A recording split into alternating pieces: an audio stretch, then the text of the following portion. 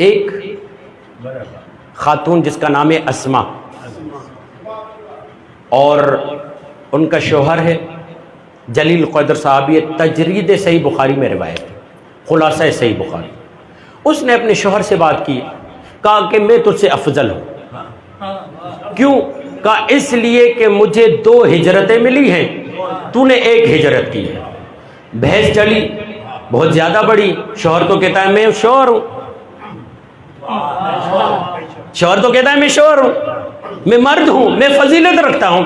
तो ये दोनों बहस करते करते रसूल खुदा के पास आए। रसूल खुदा के पास आकर कहते या रसूल अल्लाह, ये कहती है मैं अफजल हूँ क्योंकि 2 हिजरतें गई, मैं कहता हूँ मैं अफजल हूँ, मर्द हूँ और जहाद भी किया है। तो रसूल खुदा जिस हवाले की वजह से खातून कह रही थी मैं अफजल हूँ, रसूल ने कहा ये अफजल है मगर इस हवाले से नहीं। अफजल है तो तुमसे, ये खातून अफजल है तुमसे मगर इस हवाले से नहीं। किस हवाले से? कहा जिस वक्त, तवज्जो याद रखिएगा, इंतहाई एहतियात के साथ कलमात का इस्तेमाल कर रहा हूँ, चुनाव कर रहा हूँ। कहा जिस वक्त मेरी बेटी ज़हरा को हसन मुतवल्लिद होने वाले थे तो ये खादिमा बनकर उनके करीब खड़ी थी, खादिमा बनकर उनके करीब खड़ी थी।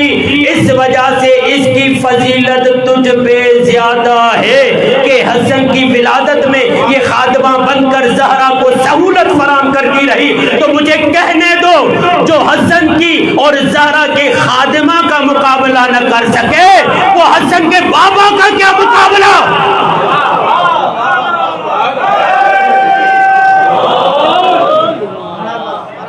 वो हसन के बाबा का क्या मुकाबला करे। रसूल खुदा अपने जानू पर मौला हसन को बिठाए हुए 3 साल की उम्र में, मौला इतने में एक खूब रू हसीन व जमाल के साथ एक बुजुर्ग शख्सी जाहिर हुए। कहा या रसूल अल्लाह, आप पर सलाम और आपके फर्जंद पर सलाम।